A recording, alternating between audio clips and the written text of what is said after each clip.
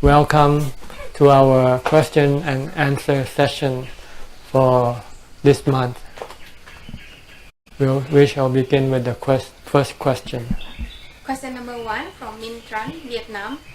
As we might have owed someone in our past life, then we have to be reborn in this life to pay him back or her back. Is this true?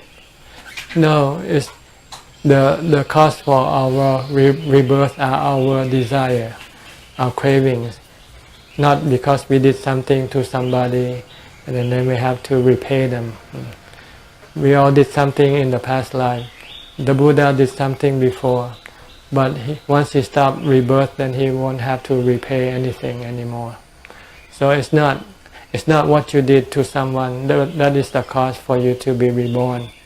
The cause of your reborn are the 3 cravings: craving for sensual pleasure, craving for being, and craving for not being.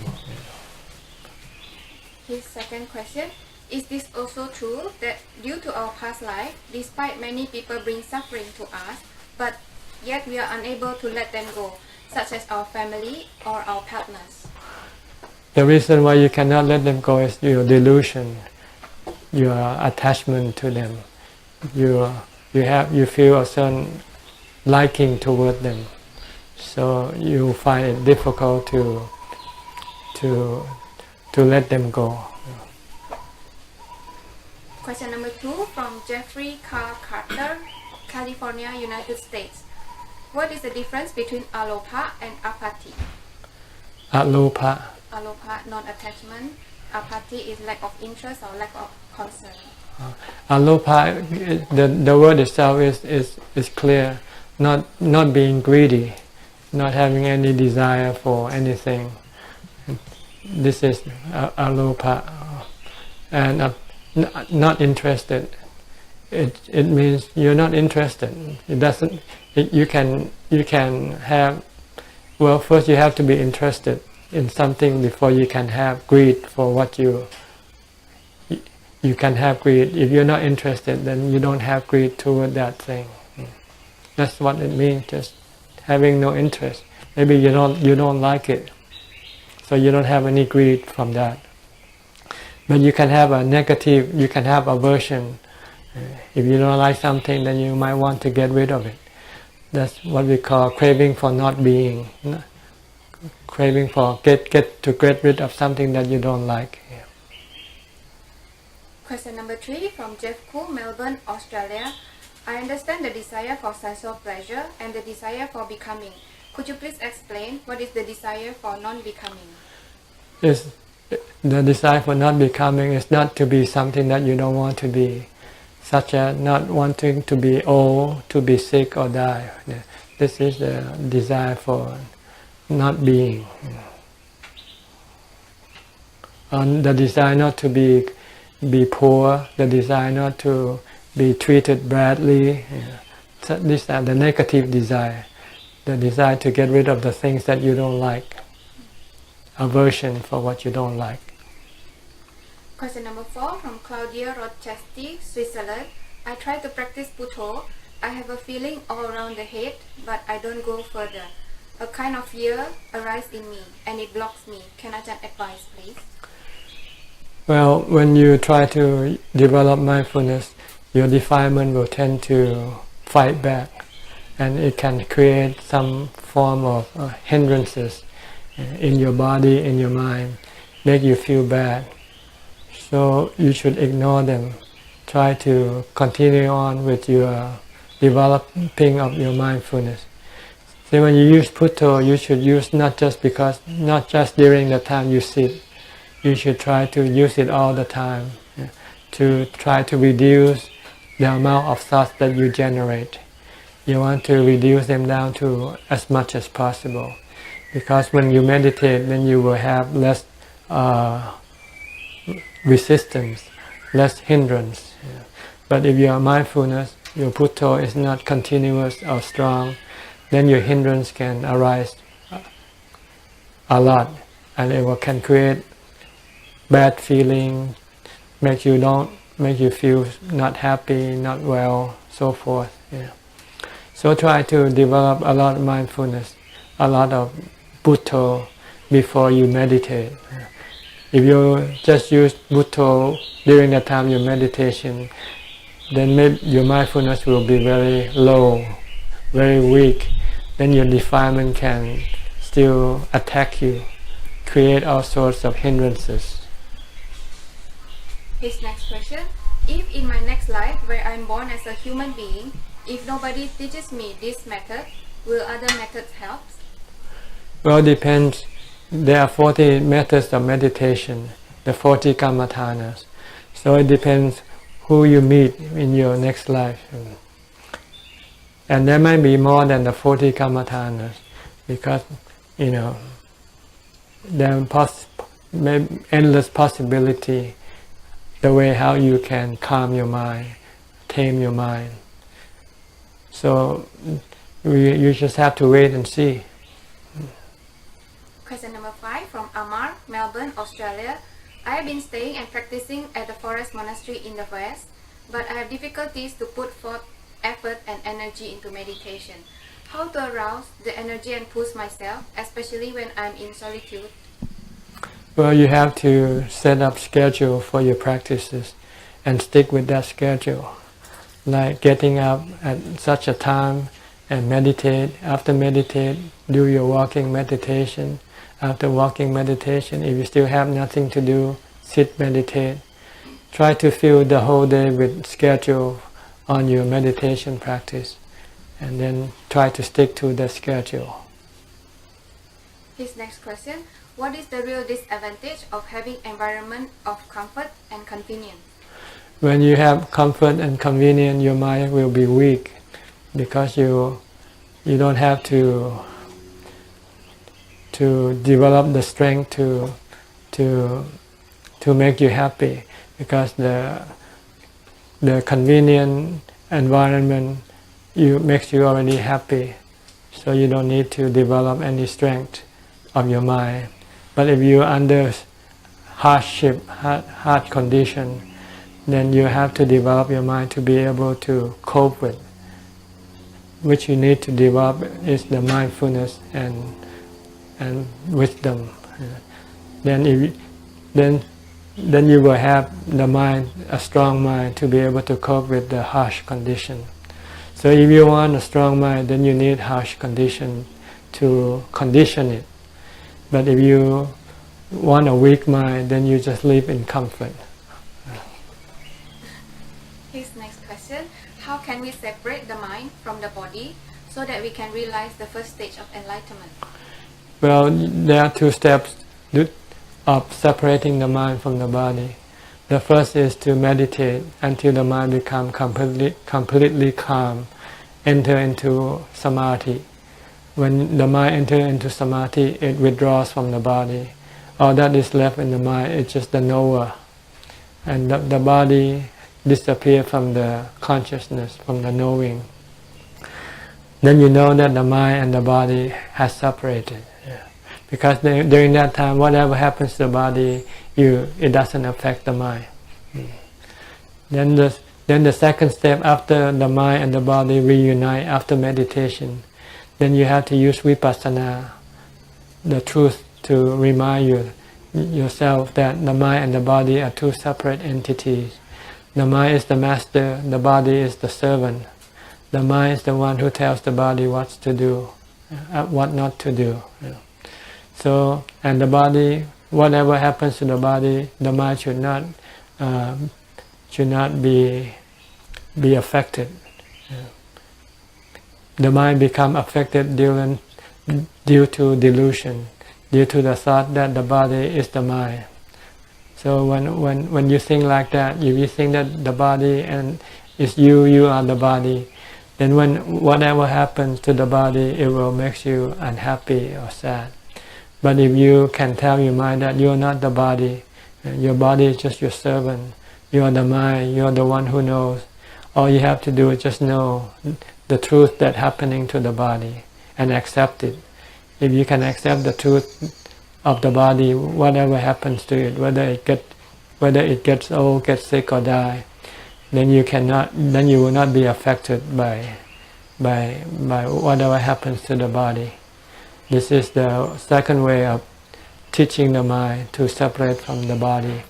You can use this method only after you have the first method.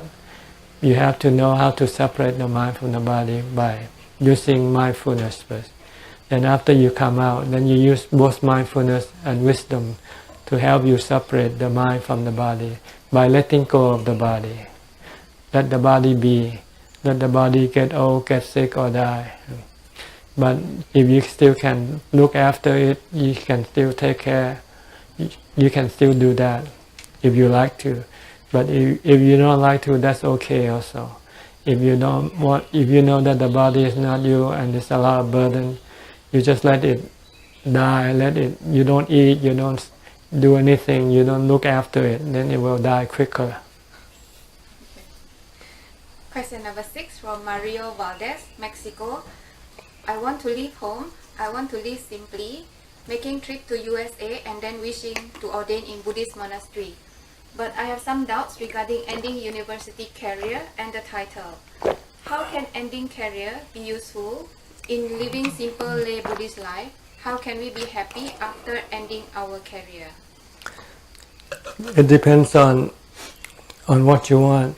If you want to ordain immediately, then you don't have to worry about your university education. It's really not that important.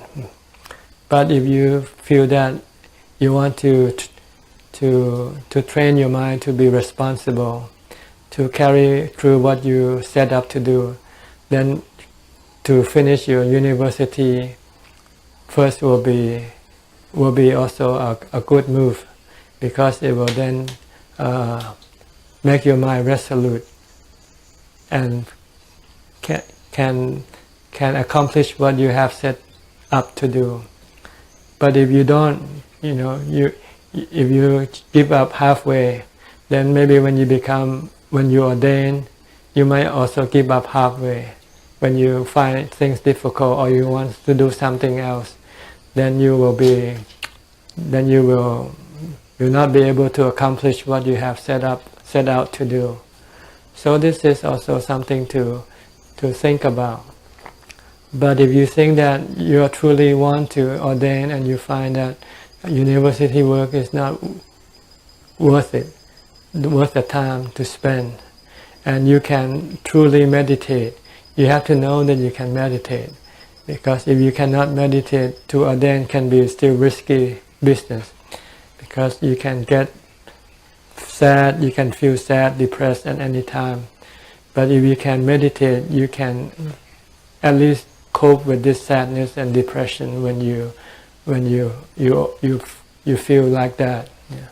So you have to decide which is good for you, to complete what you have set out to do, or just change your direction and go and ordain. So you have to be careful, because you can be deceived by your defilement. When you do something for a while, then you get sick of it or get tired of it, then your defilement says, let's do something else. So you might end up switching things again and again and never achieve anything. So this is something you also have to think about. What is your consideration when you end your career for ordination? For me, yes. I find it's a waste of time, because the career can only give me money, give me material comfort, give me material happiness, but it also gives me a lot of stress in my mind. There's a lot of stress, a lot of pressure in the mind when you have a career. So I find that meditating is a lot better, because during meditation you feel calm, peaceful and happy. And the money that you get from your career could not buy this kind of happiness. So if you can have this kind of experience, then you can ordain. But if you still don't have this kind of experience, it can be risky, because after you try for a while, you might not succeed, and then you might become disappointed and maybe eventually give up and go back to your career. His next question: how important is it to have parents' permission when ordaining? Is it harmful if we ordain without permission? I think it was part of the rules that the Buddha set up so that he would not be accused of trying to brainwash people to become monks. Yeah. So they should get consent from their parents. But I think that refers to young men. But for people who are responsible for themselves, I think they might not need the consent if the parents die already. So it depends on the preceptor, the person who will ordain for you, whether he will require that you have permission from your parents or not. His next question: can we ask questions to Buddha, and can he be annoyed if we ask questions? Well, first of all, you have to connect to the Buddha, which usually not easy to do. Only those who have very proficient meditation, like Ajahn, he said sometimes he had Buddhas came to see him and talk to him and give him sermon. But if you don't have that special ability to connect to the spiritual beings, then you will not be able to. But you can connect to his teaching. His teaching in the Tripitaka. This is the Buddha talking to you. So every time you read the Tripitaka, you are directly talking to the Buddha already. Next question from United States. I nearly recovered from an eating disorder, but occasionally I still have strong urge to binge eat food. I have weakened sense desire in most other areas, but I still have binge urges. I've tried using mantra, but it didn't work. How do I go about eliminating strong urge for binge eating? The Buddha said you should contemplate on the repulsive aspect of food. Think of the food when it enters into your mouth.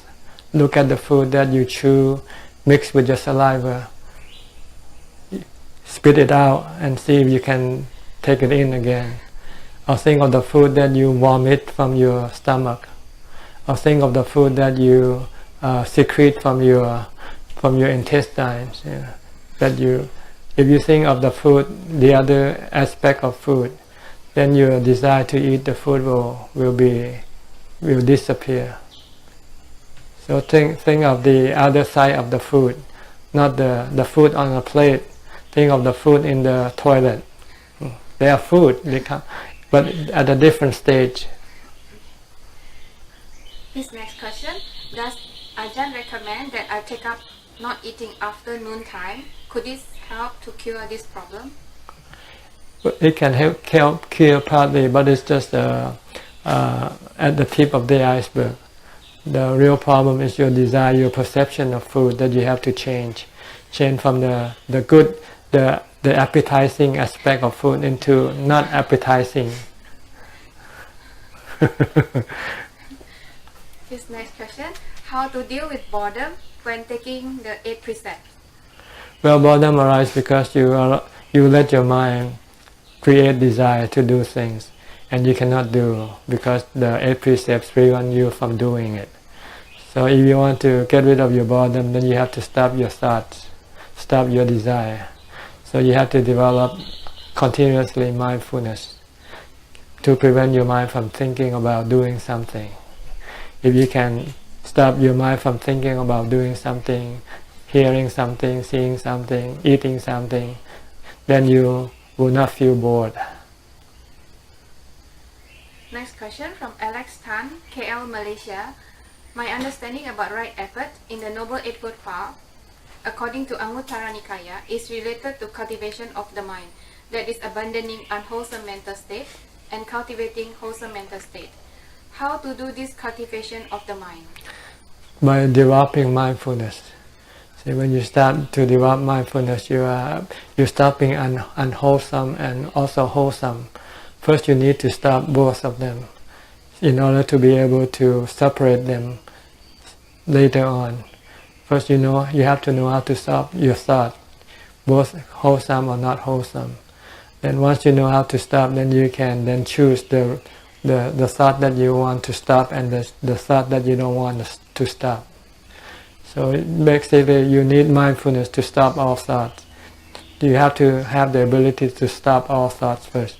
Once you can stop all thoughts, the next thing you use panya or wisdom. Panya will be the one to decide which is good thought or which is bad thought. Then when you have bad thought, you stop them. When you have good thought, you promote them. His next question, should we also include right effort in our daily bhavana practice?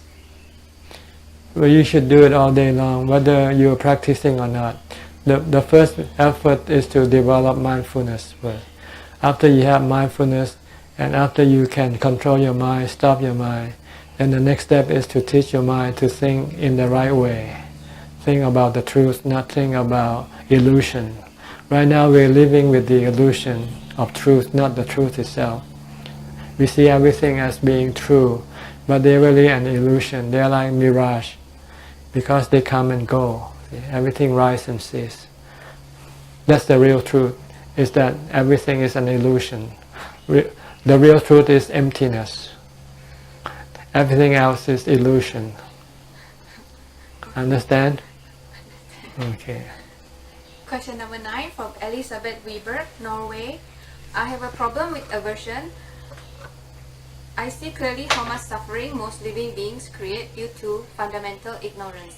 How can I overcome this aversion and prevent dragging the aversion along to future lives? Can you repeat the question again? How can I overcome this aversion and prevent dragging the aversion along to future lives? I mean, from the start. I have a problem with aversion. I see clearly how much suffering most living beings create due to fundamental ignorance.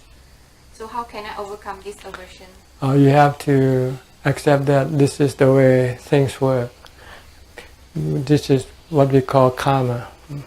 People did things because they were ignorant. They don't know what will happen to them after they did something. And so when they did something, they sometimes have to pay for what they did. And so, since you cannot tell everyone to stop doing what they do, then you just have to let them do it and let them accept the consequence of their action. There's nothing you can do about it except just being aware and teach yourself not to do like them. Her next question, I focus a lot on sati as you usually recommend. I often find that meditation home alone or in churches are more conducive than meditation in Buddhist groups, because the groups around where I live tend to have much focus on culture and socializing. Do you think that I should still relate to a Buddhist Sangha, or is it enough to practice alone and listen to your talks? If you can practice alone and advance, then there's no need to do anything else. You only go for more advice when you need them. If you have enough advice to support your practice, then you don't have to go to see a monk or anybody. So if you need advice, need help, then you have to go. Question number 10 from Nissan Lakma, United Kingdom. I found most of the angry thoughts and last thoughts were based on past memories. They come into my mind when I was having shower. These thoughts made my mind creating different imagination, such as having an argument with a person whom I have aversion with. Is there any relationship between relaxation, like being alone having shower, and defilements? Well, defilement can happen anywhere, anytime. Defilement happens because you have no mindfulness to control your thoughts. So if you have mindfulness, then you can control your defilement. So if you want to control your defilement, try to develop a lot of mindfulness, either using a mantra or concentrating on what you do at the moment. Then you will not be able to think about other things. And if you think about other things, just ignore them and try to concentrate on what you do. If you cannot concentrate, then just use a mantra to help you. Just keep reciting a mantra. Then don't worry about what you remember or what you think. And as long as you don't pay attention to them, they won't create any problem. It's only when you start to pay attention to them, that's when your aversion, your hatred will come up. So try to have something to stop your thought, your memory, by reciting a mantra or by focusing on what you do at the moment with your body. Question number 11 from Jellica Lisa Milose, Northwest Victoria, Australia. How do we help our adult children who have lost their way into bad behavior of sex and drugs, but when you try to help them, they are rude and blame us for everything? It's hard to let go when you love your children. I don't want to give up on them, but my heart is breaking. It's difficult to help someone who doesn't want to be helped. That's the problem. So, not much you can do. I think you should help yourself, because now you're hurting yourself by your desire to help other people. This is your defilement. So the problem is not your children. The problem is your desire to help them, because they are the ones that are causing you problem, causing you unhappiness. So you have to stop this one first. You have to stop your desire to help them, and then use reason to be your guidance. Use reason whether you can help them or not. If you can help them, help them. If you cannot, they don't want you to help them, then you have to stop. And just look that life will terminate in death anyway. Sooner or later, both you and your children will die. So it doesn't really matter much. What matters is whether you are happy or not happy when you're still living. And if you're not happy, then I think this is your problem that you have to solve. Not trying to solve other people's problem and forgetting your own problem. Question number 12 from Betty Go. What is your opinion about married couple? Should married couple have babies? It's up to them. Some married couples have children, some don't. It's up to them. Yeah. But according to Buddhism, birth is suffering, because once you have a body, then you have to look after your body. You have to feed, take care of your body, and then you have to suffer because when it gets old, gets sick or die. So having a body is useless as far as the mind is concerned. The mind will be happier without having a body. Question number 13 from Lau Manyi, Ipoh, Malaysia. I often dream about my deceased relatives, especially my mother-in-law. In the dream, the deceased looks scary and seem like wanting to kill me. I've tried to do transferring of merits when I'm doing dana. I also do chanting, but after a while, the dream comes back again. Are my transferring of merits not enough, or is it because that I was doing something bad to her last time so that she haunted me in my dreams? No, it's just your thought, your desire to think of them. So you have to accept it for what it is. It's part of your nature to think of the past, to think of people in the past. So sometimes when you sleep, you dream about them. It's not them that coming to you. It's you who go think about them. It's only your thought. If you want to eventually get rid of all this, then you have to meditate and calm your mind. You have stronger mindfulness, then this thought will then disappear. Question number 14 from J-Lo, Singapore. Do other sentient beings like Dewa or spirits present with the 4 elements, or do only human beings and animals have complete 4 elements? Yeah, the human beings and animals have the physical body, the 4 elements, combined with the mind. With the other spiritual beings, they don't have the physical body, but they still have the mind with the 4 khandhas, the nama khandhas. These are the ones that makes them feel and think. It's like when you go to sleep. When you go to sleep, you stop using your body, then you use your mind to transfer you to different places. When you think about America, you're already there. When you think about Singapore, you're already there without having to send your body there. See? But it's just your imagination. Everything in the mind are just imagination. But they can hurt you or make you happy. So we want to have good imagination that makes you happy by doing good things when you are awake, because then when you sleep you will imagine about good things. If you are awake and you do bad things, when you sleep you will imagine about bad things. And when you die, when you have no body, then you will have a long imagination, whether good or bad. Depends on the good or bad karma that you did when you were awake or when you were alive. Question number 15 from Boon, Singapore.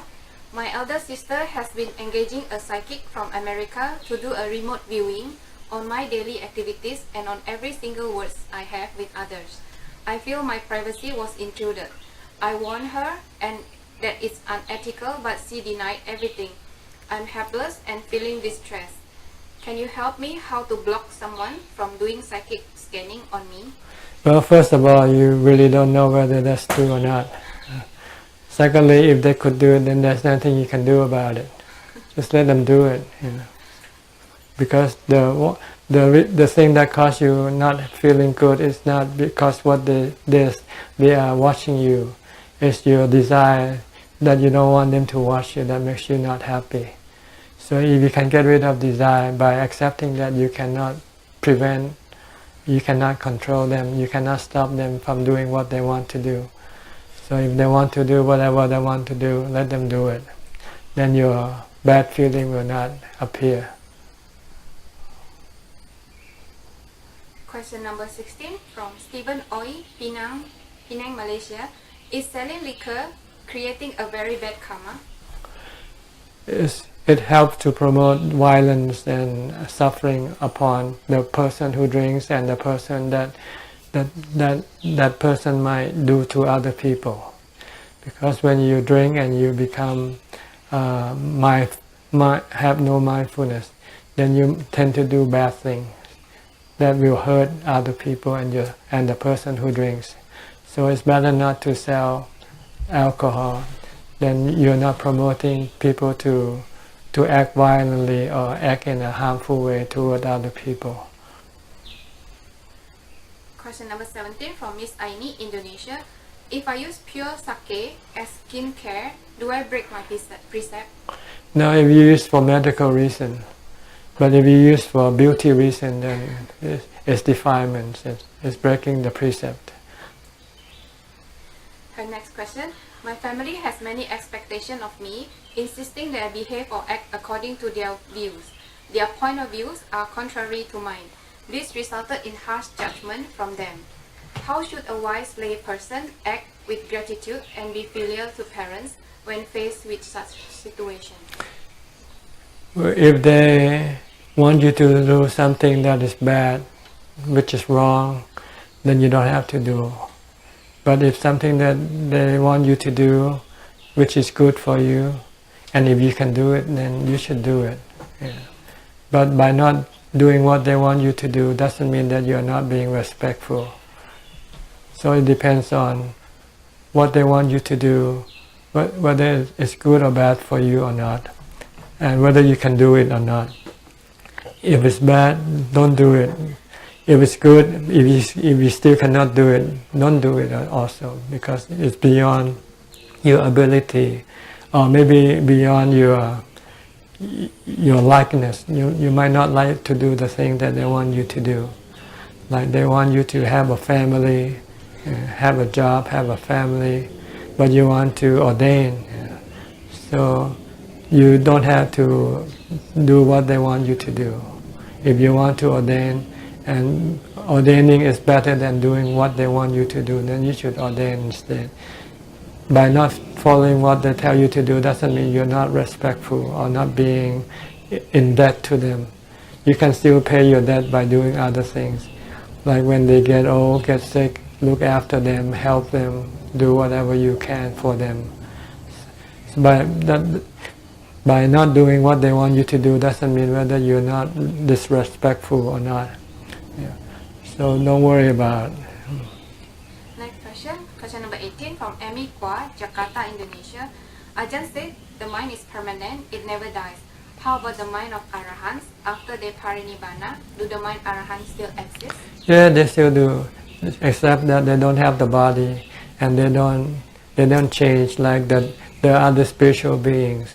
Other spiritual beings still change from devas. They can change back to human beings. From other type of spiritual beings like the preta, the hungry ghosts.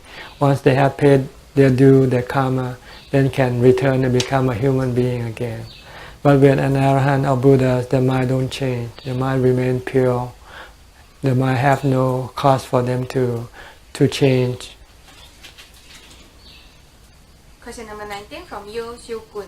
What are the functions of the brain, the mind, and the heart? Well, if you talk about the physical part, the brain is like the one that controls the working of the body. While the heart is the heart of the body is the one that pumps the blood, maintain the body to stay alive. But if you talk about the heart and the mind, these are different heart. This is the emotional part of the mind. The heart is the emotional part of the mind. But sometimes we refer to the mind and the heart as the same thing. The one who knows, the one who thinks. So they are different. There are two kinds of heart. The physical heart has to do with the working of the body. The mental heart has to do with the emotion, the suffering, the good feeling or the bad feeling that arises in the heart. The next question, are any of those, the heart, the brain, and the mind, in our subconscious mind? In your mind, I don't know whether you have subconscious or not about your brain or your mind. You have subconscious thoughts about things, and you do them subconsciously sometimes. Question number 20 from Yo, Singapore. Can Ajahn share the state of jhana in order to contemplate the wisdom? Share jhana with who? With us, with him. Each one has to develop their own jhana by continuing to maintain mindfulness. Like when you meditate, focus on your attention on your breath. Just keep focusing and don't think about other things. Then your mind will slowly enter into the different stages of jhana. Until you become perfectly still, it becomes the fourth jhana. So this is something no one can share. Everyone has to develop for themselves. And in order to contemplate wisdom?